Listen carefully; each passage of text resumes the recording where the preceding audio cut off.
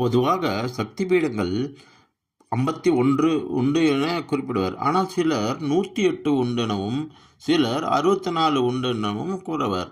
இதில் எது மெய்யானது என்று கண்டுபிடிப்பது மிகவும் கடினம். ஆகையால் நாம் 51, 64, 108 ஆகிய 3 விதமான சக்தி பீடங்களை பற்றியும் அறிந்து கொள்ளலாம். முதலில் சக்தி பீடம் உருவான வரலாற்றை பார்க்கலாம்.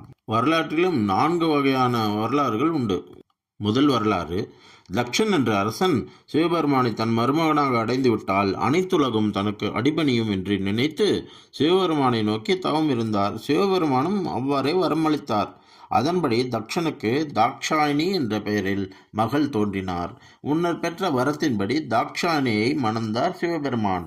திருமணம் முடிந்ததும் தக்ஷனிடம் கொள்ளாமல் சிவபெருமான் தாக்ஷாயினியுடன் கைலாயம் திரும்பினார். சிவபெருமான் சொல்லாமல் சென்றதை தனக்கு ஏற்பட்ட அவமானமாக கருதிய தக்ஷன் சிவபெருமானை அழைக்காமலேயே யாகம் ஒன்றை நிகழ்த்தினார். யாகத்துக்கு சிவபெருமானை அழைக்காதது குறித்து சிவபெருமான தாட்சாயனும் கோபம் கொண்டனர். அதன் விளைவாக சர்வேஸ்வரனின் கோபத்திலிருந்து வீரபத்ரரும் தாக்ஷாயனின் கோபத்திலிருந்து காளியும் தோன்றி தக்ஷனின் யாகத்தை அழித்தார்கள். தக்ஷனின் தலையும் கீழே உருண்டது. கொடியவன் தக்ஷனின் மகள் என்று தான் அழைக்கப்படுவதை விரும்பாத தாக்ஷாயினி தன் உடலை தீக்கிரையாக்கினார். தீயில் கருகிய தேவியின் உடலை தன் தோளில் சுமந்தபடி சிவபெருமான் ருத்ரதாண்டவம் ஆடினார். இதனால் அனைத்து உலகங்களும் நடுங்கின.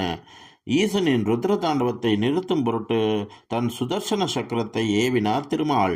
சுழன்று வந்த சுதர்சன சக்கரம் தாக்ஷாயனின் அங்கத்தை பல கூறுகளாக சிதைத்தது. அந்த கூறுகள் அனைத்தும் பாரத தேசத்தில் பல இடங்களில் விழுந்தன. அவையே அன்னை பராசக்தியின் சக்தி பீடங்களாக திகழ்ந்து கொண்டிருக்கின்றன.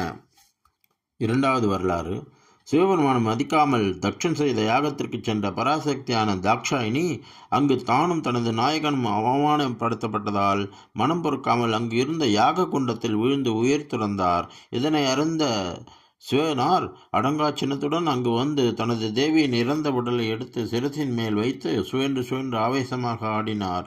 உலகமே அஞ்சியது. அழிவு நெருங்கிவிட்டதோ என பிரம்மா முதல் அனைவரும் நடுங்கினர். இதனை பார்த்த காத்தர் கடவுளான திருமால் தனது சக்கராயுதத்தை ஏவி பராசக்தியின் உடலை துண்டுகளாக்கி தெரித்து வீழச் செய்தார்.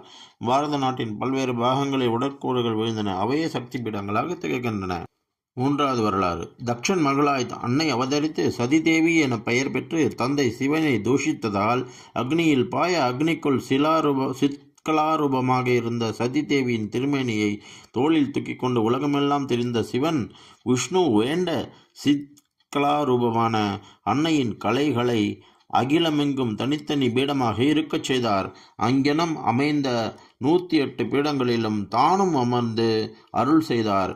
இந்த 108 சக்தி பீடங்களின் பெயர்களையும் கேட்கவோ நினைக்கவோ செய்வர் பாவங்களிலிருந்து விடுபட்டு தேவியின் திருவடையை அடைவர் என தேவி பாகவதத்தில் வியாசர் கூறியுள்ளார்.